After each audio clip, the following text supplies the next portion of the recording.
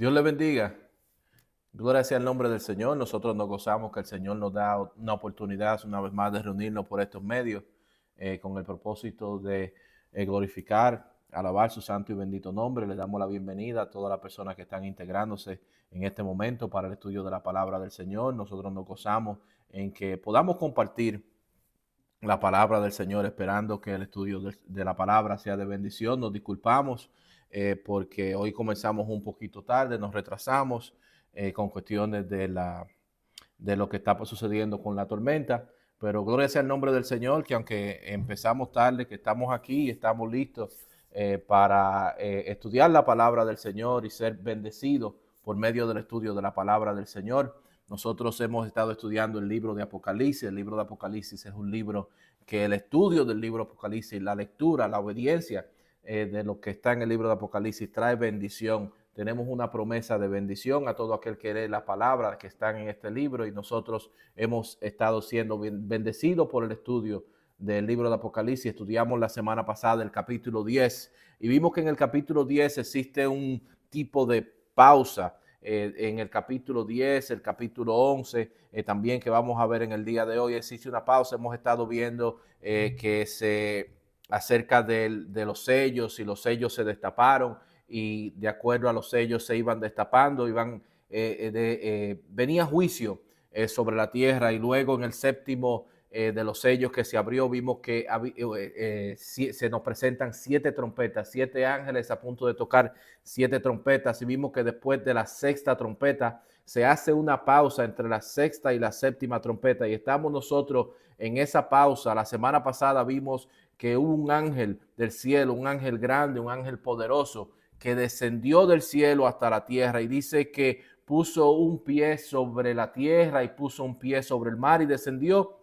del cielo con un librito pequeño en su mano, y a Juan se le dio la instrucción de que tomara aquel librito y que se lo comiera. Hablamos acerca del efecto que tuvo este librito en Juan, que en su boca fue algo que fue dulce, pero que cuando cayó en su estómago fue algo que fue amargo. Y hablamos acerca de que este librito representa lo que es la palabra de Dios. Hablamos que la palabra de Dios es dulce por sus promesas, por la esperanza que nosotros tenemos en la promesa, en la palabra de Dios, cuando creemos en lo que la palabra de Dios nos dice a nosotros como seguidores de Cristo. Pero que también cuando nosotros vemos específicamente también en este libro de Apocalipsis los juicios que vienen, las catástrofes que vienen sobre la tierra, también es amargo para nosotros por estos juicios que anuncian. Hoy vamos a continuar el estudio donde nosotros nos quedamos. Vamos a estar estudiando el capítulo 11 del libro de Apocalipsis. Vamos a estudiar Apocalipsis capítulo 11, y para empezar el estudio de esta noche vamos a dar lectura a los primeros 6 versículos de Apocalipsis capítulo 11. Y damos lectura a la palabra de Dios en el nombre del Padre, del Hijo y del Espíritu Santo. Entonces me fue dada una caña semejante a una vara de medir, y se me dijo: levántate y mide el templo de Dios y el altar y a los que adoran en él. Pero el patio que está fuera del templo, déjalo aparte y no lo midas, porque ha sido entregado a los gentiles, y ellos hollarán la ciudad santa 42 meses. Y daré a mis 2 testigos que profeticen por 1260 días, vestidos de cilicio. Estos testigos son los 2 olivos y los 2 candeleros que están en pie delante de Dios, del Dios de la tierra. Si alguno quiere dañarlos, sale fuego de la boca de ellos y devora a sus enemigos. Y si alguno quiere hacerles daño, debe morir él de la misma manera. Estos tienen poder para cerrar el cielo a fin de que no llueva en los días de su profecía, y tienen poder sobre las aguas para convertirlas en sangre, y para herir la tierra con toda plaga cuantas veces quieran. Oremos. Amante Dios y Padre Celestial, Señor, te damos gracias, Señor, por tu palabra. Ahora que vamos a iniciar este estudio, Señor, te pedimos que tu Espíritu Santo esté guiando, dirigiendo, preparando los corazones, Padre Santo, Señor, y dándonos la palabra que tú tienes para tu pueblo, Padre Santo, que la palabra haga el efecto con el cual tú nos las has dado, Padre Santo, que sea una palabra, Señor, que ninguno de los que estamos aquí salgamos de la manera que empezamos el estudio, sino que salgamos bendecidos, salgamos fortalecidos, Padre Santo, en el nombre poderoso de Jesús. Amén y amén. Vemos que se inicia el capítulo 11 hablándonos acerca de que a Juan se le da una cinta de medida para que mida el templo. Y es algo muy interesante acerca del templo, porque el templo en la historia de la nación de Israel ha sido el punto principal, el punto de adoración, donde estaba el arca del pacto, donde estaba la presencia de Dios. Pero Israel no siempre tuvo un templo. Israel, cuando salió de Egipto, no tenía templo, tuvo el tabernáculo que el Señor Dios le dio las instrucciones a Moisés de qué construir y de la manera que construyera, específicamente, detalle por detalle, acerca de qué sucediera en el tabernáculo. Pero sucede que David, el rey David, Dios puso en su corazón, David mirando que Dios lo había prosperado, David mirando que él vivía en un palacio real y que Dios estaba, la presencia de Dios, el arca del pacto de Dios se encontraba en una tienda, tenía en su corazón hacer el templo de Dios y lo propuso, y de acuerdo a la historia, lo que la Biblia nos relata, Dios no le permitió que David lo construyera, pero sí David proveyó los materiales, proveyó el lugar, y su hijo Salomón construyó el primer templo de Israel, lo que fue algo majestuoso, fue un lugar, una construcción gloriosa, como se formó y se hizo todo minuciosamente. Ese fue el primer templo. Pero ese templo no permaneció en pie, sino que luego que Israel fuera conquistada, Nabucodonosor, Babilonia, ellos destruyeron el primer templo. Ese se conoce como el primer templo de Israel o el templo de Salomón. Luego, después que salieron del exilio, se propusieron construir el templo, y bajo el liderazgo de Zorobabel y de Josué se construyó el segundo templo luego que salieron del exilio de Babilonia. Pero este templo ya no tenía la misma majestuosidad, la misma grandeza. Se dice que aquellos que lograron presenciar la gloria del primer templo se lamentaban porque este templo no cumplió con los mismos requisitos estrictos de la construcción que tuvo aquel primer templo majestuoso.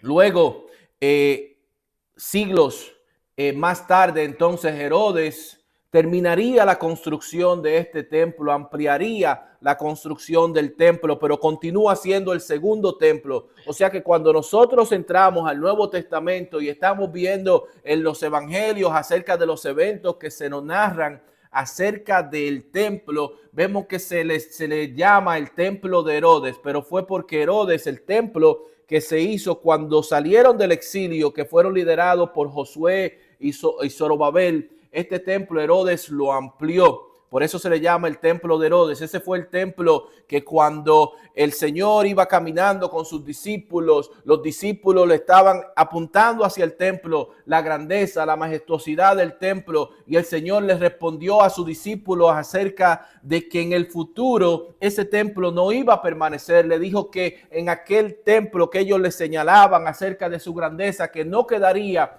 piedra sobre piedra, sino que aquel templo sería destruido.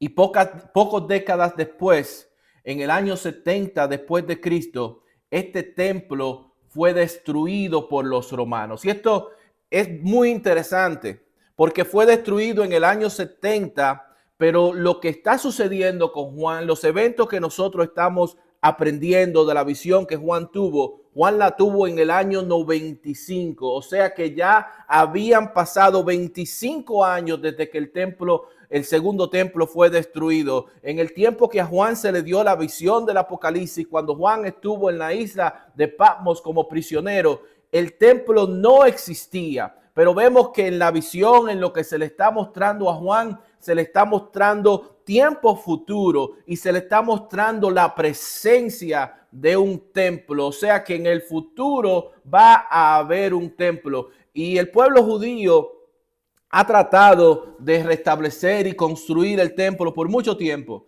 pero ellos tienen un obstáculo grande que no han logrado superar, y es que en el lugar donde se cree que se encontraba el templo, ese lugar en el día de hoy lo ocupa el tercer templo, la tercera mezquita de más importancia en el Islam.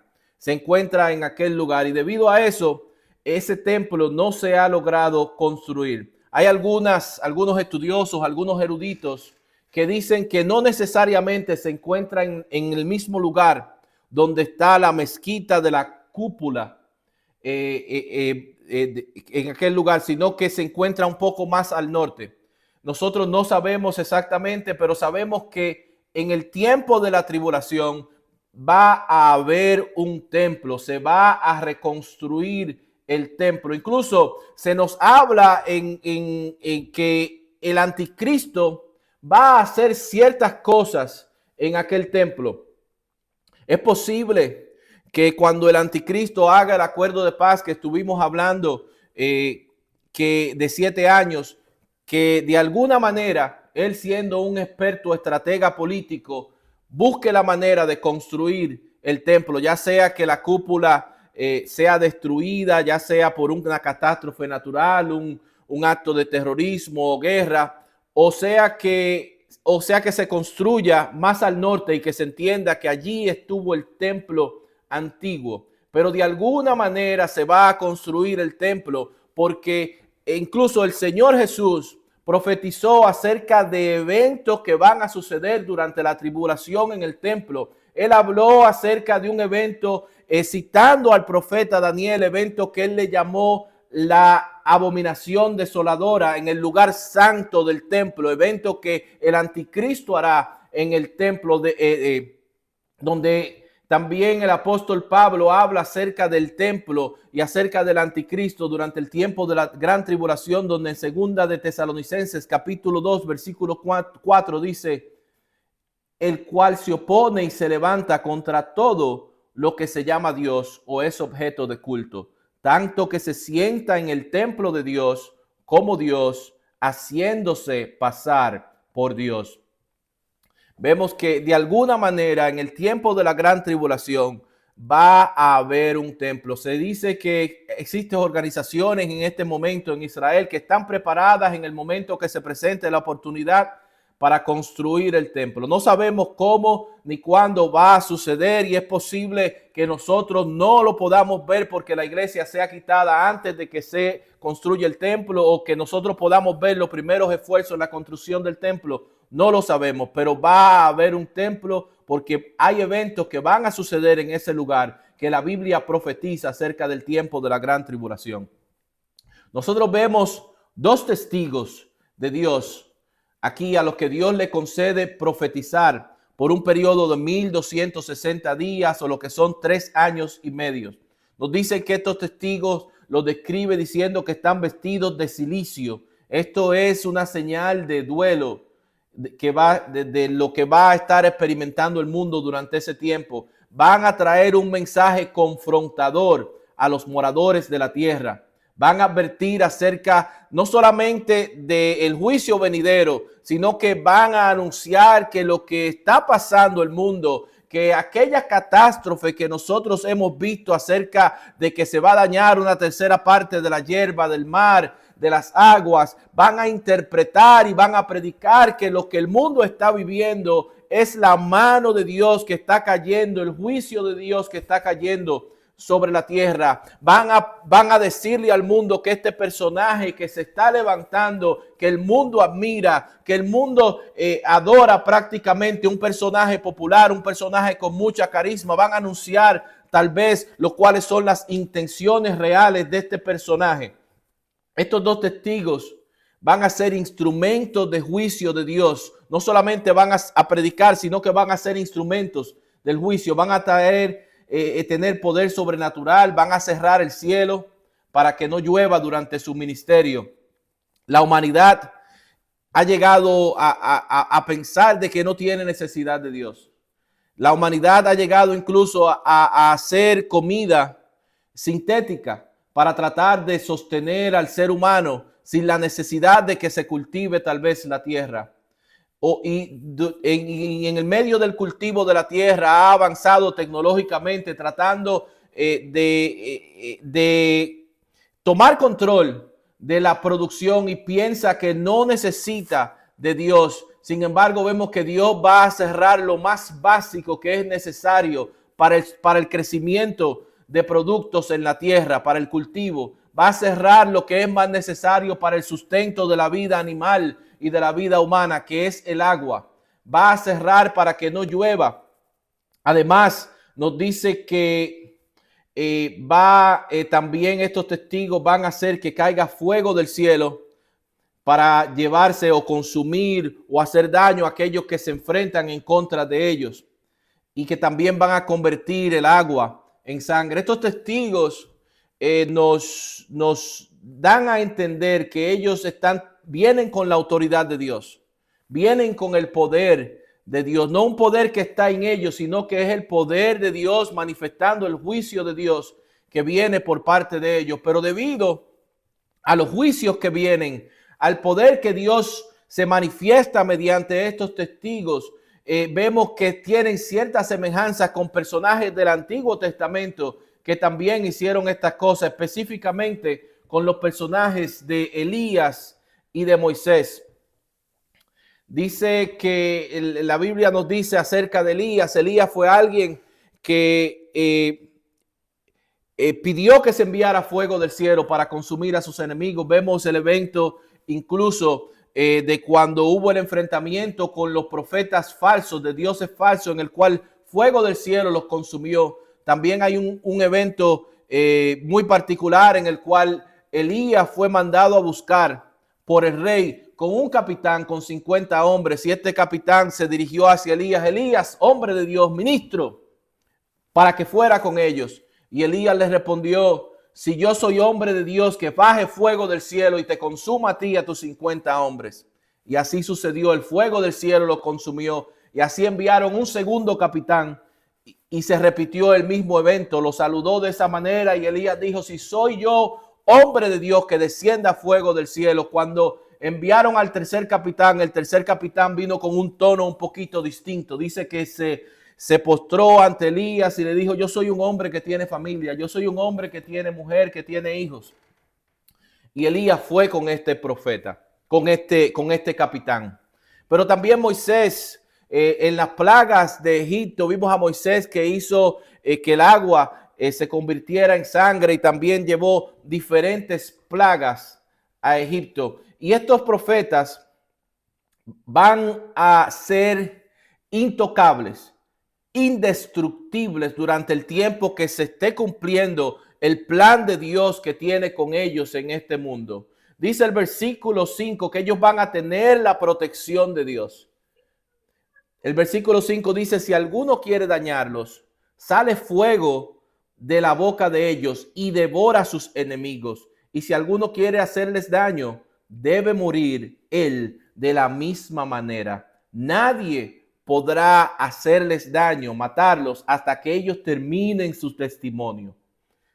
Los enemigos que se van a enfrentar contra ellos van a pagar van a perder su vida. Vemos que Juan llama o se les llama los dos olivos y los dos candeleros que están en pie delante de la tierra, delante del Dios de la tierra. O sea, esta frase que dice que son los dos olivos y los dos candeleros que están de pie delante de la tierra, esta frase viene del libro del profeta Zacarías. El libro del profeta Zacarías habla acerca de la reconstrucción del templo. Y cuando ellos estaban regresando del exilio a construir el templo, a hacer el esfuerzo de esta reconstrucción del templo, estos fueron los dos hombres, los dos testigos, Zorobabel y Josué, para que se cumpliera el propósito de Dios con ellos para construir el templo. Y el Señor dejó claro que ese esfuerzo se iba a cumplir, que pero que se iba a cumplir la reconstrucción del templo, no porque ellos fueran grandes, no porque ellos tuvieran poder de convencimiento o tuvieran fuerza, sino que se iba a cumplir por el poder del Espíritu Santo de Dios que estaba trabajando por medio de ellos. El Espíritu Santo de Dios fue quien lo capacitó sobrenaturalmente para que ellos pudieran cumplir el propósito que Dios los envió para hacer la reconstrucción del templo. Y estos dos testigos son un tipo de estos dos testigos que vemos en el libro de Zacarías, en el esfuerzo de la reconstrucción del segundo templo. Ahora, algo que es razón de mucho debate es quiénes son estos dos testigos que nos habla la Biblia en Apocalipsis capítulo 11. La identidad de estos dos testigos ha sido algo de discusión, ha sido algo debatido por mucho tiempo. En realidad nosotros no podemos decir directamente quiénes son los dos testigos. ¿Por qué? Porque nosotros no podemos decir categóricamente que es fulano y mengano. No podemos decirlo porque la Biblia no dice, no los llama a ellos por nombre. Si la Biblia no los llama por nombre, nosotros no podemos llamarlos por nombre. Ahora, nosotros podemos tomar ciertas pistas, ciertos elementos del ministerio de estos testigos para tratar de llegar a una conclusión y tener ciertas personajes bíblicos que son candidatos para ser estos dos testigos. Pero no podemos ser dogmáticos, no podemos decir que son ellos precisamente, pero sí que hay cierto nivel de posibilidad que son candidatos para ser estos dos testigos. Dice el versículo 4, estos testigos son los dos olivos y los dos candeleros que están en pie, que están delante del Dios de la tierra. Ese versículo en particular, de allí tal vez podemos sacar nosotros lo que podría ser una primera pista. Y es que si son personas que están en pie delante del Dios de la tierra, entonces eso podría llevarnos a pensar que estos dos hombres son personas que han vivido anteriormente. Porque si están de pie delante del Dios de la tierra, o sea que están en la presencia de Dios. Los primeros candidatos que siempre se menciona y históricamente se han considerado como posible candidato para ser estos dos testigos de Apocalipsis 11 son Enoc y Elías. Dicen que en la historia bíblica estos son los únicos dos personajes bíblicos que nunca murieron. O sea que ellos ambos fueron raptados, llevados a la presencia de Dios sin que experimentaran la muerte. Nadie más en el cielo fue raptado sin que experimentara la muerte. Existe un dato muy curioso acerca de Enoc, y es que Enoc tuvo por hijo al hombre que vivió más tiempo en la tierra. ¿Quién fue el hombre que vivió más tiempo en la tierra? Fue Matusalén. Matusalén vivió 969 años, el hombre que más tiempo vivió. Sin embargo, Matusalén murió antes que su padre. ¿Por qué? Porque Enoc fue tomado por Dios. Aquellos que dicen que estos dos testigos son Enoc y Elías, basan su teoría de que son Enoc y Elías basados en lo que dice Hebreos capítulo 9, versículo 27. Hebreos capítulo 9, versículo 27 nos dice, y de la manera que está establecido para los hombres, que mueran una sola vez, y después de esto, el juicio. Pero Hebreos 9, 27 es un principio general y no una regla absoluta. O sea que lo que dice Hebreos 9, 27 no es algo que siempre ocurre de esa manera, sino es una regla general, y vamos a dar ejemplos. Por ejemplo, eso de que solamente se muere una sola vez, vemos que es invalidado en las personas que fueron resucitadas en el Antiguo y en el Nuevo Testamento.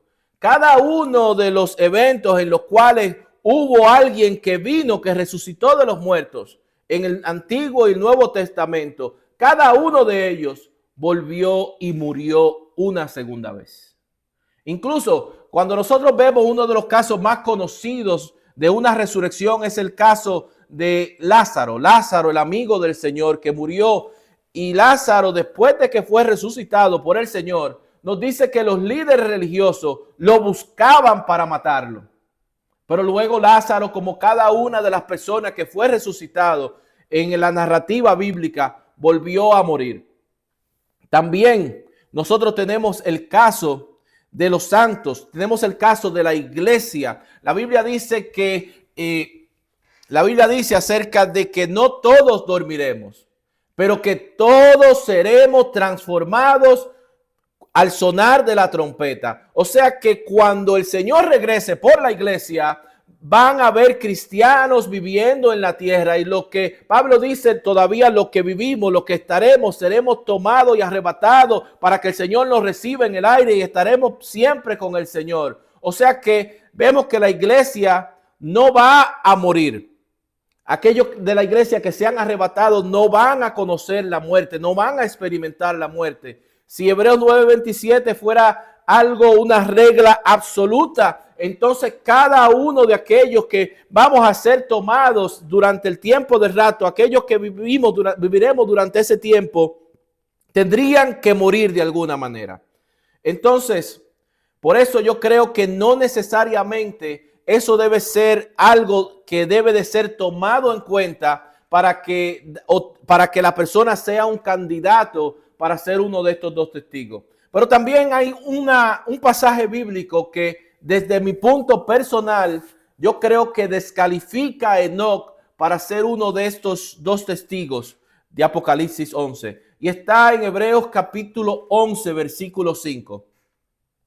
Hebreos capítulo 11, versículo 5 dice: por la fe Enoc fue traspuesto para ver muerte después. No. Dice, por la fe Enoc fue traspuesto para no ver muerte. Y no fue hallado porque lo traspuso Dios, y antes que fuese traspuesto, tuvo testimonio de haber agradado a Dios. Dado esto, yo creo que Enoc no va a regresar para experimentar muerte, porque fue tomado, fue traspuesto con el propósito específico de que no hubiera muerte. La posición más popular en relación a quiénes son estos dos personajes es la posición de las personas que identifican a estos dos testigos como Moisés y Elías. Y se cree que son ellos por el ministerio similar que ellos tuvieron al ministerio de los dos testigos. Los dos testigos, como dijimos, destruyen a sus enemigos haciendo descender fuego del cielo, como lo hizo Elías. Y citamos el evento del capitán y los guardias que vinieron con el capitán, y el ejemplo de los profetas de Baal también, que fueron destruidos por fuego. También llaman a sequía, como hizo Elías, que no llovió en Israel. También vemos que van a tener poder de convertir el agua en sangre y herir la tierra con diversas plagas, como lo hizo Moisés, y lo vemos en el libro de Éxodo. O sea, que existe similitud entre el ministerio de estos dos testigos y el ministerio de estos hombres de Dios que vivieron en el pasado. También en el Antiguo Testamento se nos habla acerca de que Malaquías predijo que Elías regresaría antes del grande y terrible día del Señor. Y lo vemos en el libro del profeta Malaquías, capítulo 4, versículos 5 y 6, donde nos dice la palabra: he aquí yo os envío el profeta Elías antes que venga el día de Jehová, grande y terrible. Él hará volver el corazón de los padres hacia los hijos y el corazón de los hijos hacia los padres. No sea que yo venga y hiera la tierra con maldición. También Moisés y Elías ya han regresado juntos anteriormente. Nosotros vemos el relato bíblico de la transfiguración del Señor, y cuando el Señor se transfiguró en frente a el círculo de discípulos principales del Señor, vemos que aparecieron, descendieron a aquel monte Moisés y Elías estuvieron conversando con el Señor acerca de los eventos que iban a suceder durante su crucifixión. O sea que Moisés y Elías de alguna manera están trabajando juntos con un propósito en común. También tiene Elías la particularidad de que no vio muerte. Pero Moisés también tiene la particularidad de que el cuerpo de Moisés partió de manera inusual. De manera inusual porque aunque Moisés murió, aunque Moisés no pudo entrar a la tierra prometida en aquel tiempo, él murió. El cuerpo de Moisés fue debatido. La Biblia nos dice que el arcángel Miguel, dice que debatió el cuerpo de Moisés con Satanás. Nosotros podemos ver eso en el libro de Judas, en el versículo 9. Y dice que Dios mismo fue quien enterró el cuerpo de Moisés. No sabemos si eso tiene que ver con algún propósito futuro. Hay otras teorías acerca de la razón por la que Dios mismo fue quien enterró el cuerpo de Moisés y por cual Satanás trató de quedarse con el cuerpo de Moisés. Esas son dos de las teorías principales que se dice acerca de quiénes son estos testigos. Hay también otras personas que dicen que estos testigos no tienen nada que ver con personajes bíblicos del pasado, sino que simple y sencillamente van a ser judíos que van a estar vivos durante el tiempo de la tribulación, que van a escuchar el evangelio de salvación, que van a creer y que Dios lo va a equipar, que va a poner su Espíritu Santo sobre ellos y ellos van a hacer estas obras. Sea cual sea la identidad de estos dos testigos, para nosotros no es algo, es algo que nos causa curiosidad, pero no es algo que tiene que ver con nuestra salvación. Lo que tiene que ver con los dos testigos que a nosotros nos compete mucho es la fidelidad de estos dos testigos, que ellos fueron fieles en un momento difícil, en un momento de adversidad, en un momento de persecución en este mundo, en un momento donde proclamar la verdad causaba la muerte. Ese es el testimonio que dan estos dos testigos, que es aplicable a nosotros como pueblo de Cristo. Dice el versículo 7 al versículo 10. Cuando hayan acabado su testimonio, la bestia que sube del abismo hará guerra contra ellos y los vencerá y los matará. Y sus cadáveres estarán en la plaza de la grande ciudad, que en sentido espiritual se llama Sodoma y Egipto, donde también nuestro Señor fue crucificado. Y los de los pueblos, tribus, lenguas y naciones verán sus cadáveres por 3 días y medio, y no permitirán que sean sepultados. Y los moradores de la tierra se regocijarán sobre ellos y se alegrarán, y se enviarán regalos unos a otros, porque estos dos profetas habían atormentado a los moradores de la tierra. Cuando menciona a la bestia que sale del abismo, no estamos hablando de un, ¿cómo le llaman? Un terán. Cuando habla de la bestia que sale del abismo, está hablando acerca del anticristo. Durante 3 años y medio, estos testigos van a decir al mundo, como dijimos, que las catástrofes que vienen, que son la mano de Dios, que es el juicio de Dios sobre un mundo que se ha negado a arrepentirse. Cuando la vida de un justo es luz hacia el mundo y la luz molesta al que quiere permanecer en las tinieblas. Y eso es lo que sucede. Eso es lo que sucede en el tiempo de la tribulación. Eso es lo que nos puede suceder a nosotros. Eso es lo que sucede con la persecución de nuestros hermanos en los lugares donde simple y sencillamente porque ellos se reúnen con motivo de culto, los matan, los persiguen. ¿Por qué? Porque la luz, las tinieblas, aquel que quiere permanecer en las tinieblas, cuando ve la luz, se molesta, odia a la luz. Y ese es el odio que va a haber ante estos testigos. Durante el tiempo que nosotros vivimos, el Espíritu Santo está frenando, está deteniendo ese odio que quiere acabar con el pueblo de Cristo, que quiere acabar con la iglesia. Pero en este momento de la tribulación, ese odio va a ser un odio que va a estar completamente abierto para la destrucción. menos en contra de aquellos que van a estar sellados por el Espíritu Santo de Dios, con el sello de Dios. Estos testigos no van a poder morir hasta que ellos terminen su misión, hasta que ellos terminen de dar su testimonio. Hasta que ellos no terminen, ellos van a ser completamente indestructibles. Estos testigos no pueden ser asesinados hasta que ellos terminen de dar su testimonio. Yo creo que todo hijo de Dios que esté haciendo la voluntad de Dios, obediente a la voluntad de Dios, es invencible hasta que Dios haya terminado su propósito en él.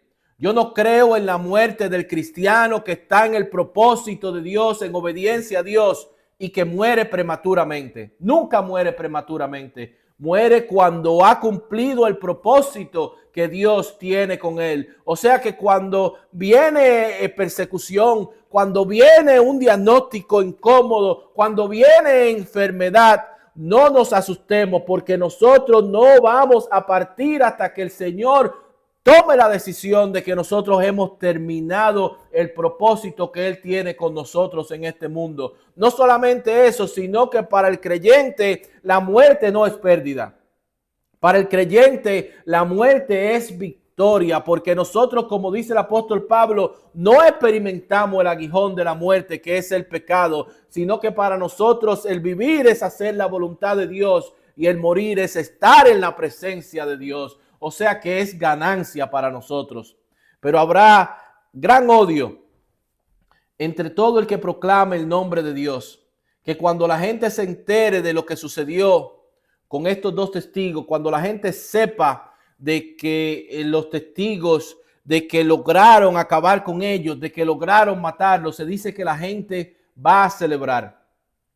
No debemos pensar que nosotros vivimos en un tiempo muy lejos de ese tiempo en el cual se celebra la muerte de los justos, sino que en nuestro tiempo también en algunos círculos se celebra la muerte de los justos.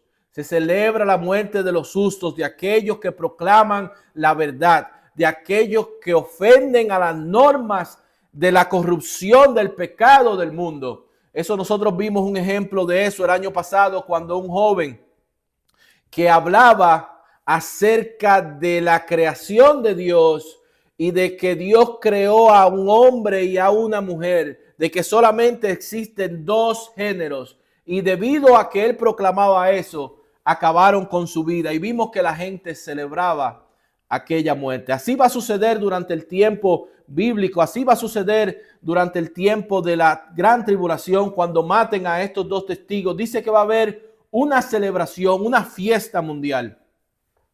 Tal vez en aquel tiempo ellos van a celebrar y van a establecer una celebración nueva, un día de fiesta nuevo, el día de los profetas muertos. Y estarán celebrando feliz día de los profetas muertos durante ese tiempo. De hecho, dice que la gente se va a enviar regalos los unos a los otros. Como la gente acostumbra aquí a hacer regalos en Navidad, se va a hacer regalos aquel día de los profetas muertos. Y nos da, estos pasajes nos da un dato muy revelador, que nosotros en lo que hemos estado leyendo en Apocalipsis, en lo que vamos a leer en el futuro, nunca nos habla acerca de que la gente va a estar contenta, de que va a haber regocijo. Y este es el único evento durante el tiempo de la tribulación que causa gozo, que causa alegría en los moradores de la tierra. Vemos la maldad que va a haber en la tierra, el odio va a ser tanto que cuando estos hombres mueran, se le va a negar una sepultura, lo que es algo que es ofensivo para nosotros, pero en la cultura judía es mucho más ofensivo el que no se le dé sepultura a un cuerpo, es algo completamente deshonroso. Dice el versículo 11 al 13. Pero después de 3 días y medio, entró en ellos el espíritu de vida enviado por Dios, y se levantaron sobre sus pies, y cayó gran temor sobre los que los vieron, y oyeron una gran voz del cielo que les decía: subid acá. Y subieron al cielo en una nube, y sus enemigos lo vieron. En aquella hora hubo un gran terremoto, y la 10ª parte de la ciudad se derrumbó, y por el terremoto murieron un número de 7,000 hombres, y los demás se aterrorizaron y dieron gloria al Dios del cielo. Vemos que Dios va a usar incluso la muerte de esos dos testigos para hacer cumplir su propósito. Vemos que 3 días y medio después de que ellos fueron asesinados, van a estar transmitiendo las muertes de los dos profetas. Algo muy interesante también que nosotros vemos en este caso es que anteriormente, en el tiempo que Juan escribió eso, no había manera de que el mundo entero pudiera ver eso a la misma vez. No había forma. Sin embargo, Juan lo escribió. Lo escribió porque en la omnisciencia de Dios, Dios conocía que iba a haber un tiempo en que la tecnología iba a ser posible, la transmisión de estos eventos que iban a estar accesibles para toda tribu, toda lengua, toda nación alrededor del mundo. Vemos aquí la omnisciencia de Dios. Juan no sabe cómo va a suceder, pero se le dio a que lo escribiera y él lo escribió. Y en Jerusalén, estando los cuerpos de estos profetas muertos en la calle 3 días y medio, tal vez yo me imagino que hay un tipo de celebración donde las cadenas grandes de televisión, los CNN, los Telemundo, la Univisión, están enviando periodistas para que estén transmitiendo desde aquel lugar como celebran. Nosotros vemos en la televisión que celebran la fiesta de Año Nuevo. Así ellos van a estar celebrando el día de los profetas muertos en Jerusalén, dando transmisión al mundo, gozoso, contento de que aquellos que predicaban la verdad, de que aquellos que lo ofendían con la palabra de Dios, ellos pensaron que acabaron con ellos, que se acabaron sus problemas. Sin embargo, de momento, cuando están transmitiendo su transmisión mundial alrededor del mundo, dice que de momento ellos se ponen de pie. Imagínense la respuesta, el terror que causó que estos dos hombres se pusieran de pie, y se escucha una voz que le dice: subid acá. Fue algo grande. Yo me imagino que todas las cadenas de televisión interrumpieron su programación de costumbre y estuvieron dando breaking news. Breaking news, o sea, noticias de última hora, siguiendo el evento que sucedió, y acabando de levantarse los profetas, escuchar la voz de subir acá, fueron tomados en una nube y fueron subidos hacia el cielo. Y este evento fue seguido por un gran terremoto, nos dice, en Jerusalén, que destruyó la 10ª parte de la ciudad, y también murieron 7,000 hombres con este terremoto. Dice el versículo 14 al final del camino: el segundo ay pasó, he aquí el tercer ay viene pronto, el 7º ángel tocó la trompeta, y hubo grandes voces en el cielo que decían: los reinos del mundo han venido a ser de nuestro Señor y de su Cristo, y él reinará por los siglos de los siglos. Y los 24 ancianos que estaban sentados delante de Dios en sus tronos se postraron sobre sus rostros y adoraron a Dios, diciendo: te damos gracias, Señor Dios Todopoderoso, el que eres, el que eras y el que ha de venir, porque has tomado tu gran poder y has reinado, y se airaron las naciones, y tu ira ha venido, y el tiempo de juzgar a los muertos, y de dar el galardón a tus siervos, los profetas, a los santos y a los que temen tu nombre, a los pequeños y a los grandes, y de destruir a los que destruyen la tierra. Y el templo de Dios fue abierto en el cielo, y el arca de su pacto se veía en el templo, y hubo relámpagos, voces, truenos, un terremoto y grande granizo. Juan nos dice que el segundo de los ayes ha pasado y el tercero viene pronto, pero un ángel toca la 7ª y última trompeta, y dice que en el cielo hay voces fuertes proclamando que los reinos del mundo han venido a ser de nuestro Señor y de su Cristo, que el Señor reinará por los siglos de los siglos. Cronológicamente, la 7ª trompeta es el final de la tribulación, pero eso es cronológicamente. Nosotros vamos a continuar viendo eventos que van a suceder durante la tribulación, porque la 7ª trompeta también desenlaza el juicio que viene de las copas. Pero vemos que lo que está sucediendo en el cielo con el sonido de la séptima trompeta, la alabanza que está sucediendo en el cielo, los 24 ancianos, desde que escuchan algo relevante, algo de importancia que está sucediendo, vemos que ellos abandonan sus tronos y se postran ante el trono de Dios.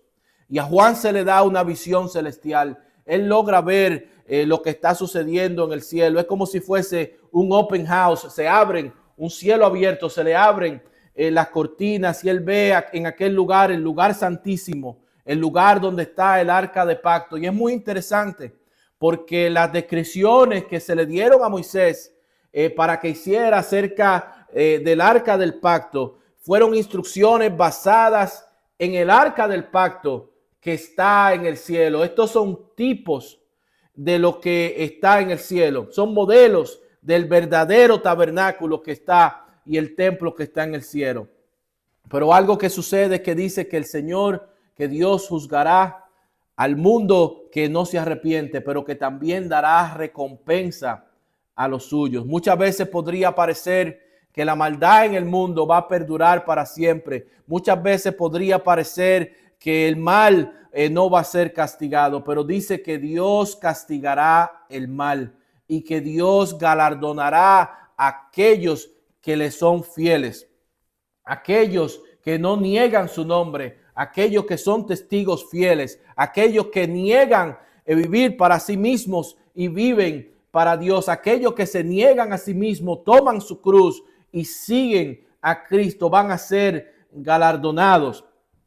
Muchas veces la gente se preocupa por la vida y ve la vida como una forma de acumular bienes, una forma de estar cómodo. Pero la vida no se trata de eso. La inversión de nosotros no debe de consistir en nosotros ser exitosos en este mundo, de que la gente nos admire, sino que nosotros debemos invertir nuestro tiempo, debemos invertir nuestros recursos, debemos invertir nuestras energías en las cosas que son eternas, en hacer la voluntad de Dios en este mundo, entendiendo que este mundo pasará, pero que la voluntad de Dios va a permanecer para siempre. Segunda de Pedro capítulo 3 versículo 11 y 12 nos dice: puesto que todas estas cosas han de ser desechas, ¿cómo no debéis vosotros andar en santa y piadosa manera de vivir, esperando y apresurándoos para la venida del día de Dios, en el cual los cielos encendiéndose serán deshechos y los elementos siendo quemados se fundirán? Eso es lo que viene para este mundo. Pero luego de eso el reino de Dios va a venir sobre este mundo. El Señor promete que su iglesia reinará con él. El Señor promete recompensa para el que es fiel hasta el fin. Nosotros, el propósito debe ser no esperar a que llegue aquel momento en el cual nosotros vamos a servir al Señor, sino que y adorar al Señor para siempre en su presencia, sino que nosotros debemos comenzar a prepararnos, comenzar a practicar desde ahora, a dedicarnos a las cosas del Señor, a dar prioridad a lo que en realidad merece prioridad, que es nosotros cumplir la voluntad de Dios en este mundo. Y en el momento que suceda como sucedió con aquellos testigos, que se acabe el propósito con el cual Dios nos tiene en este mundo, nosotros vamos a ser recompensados. Gloria sea el nombre del Señor. Hasta aquí el estudio de Apocalipsis 11, esperando que haya sido de bendición para los que han estado compartiendo con nosotros. Lo invitamos a que compartan con nosotros la próxima semana. Dios le bendiga.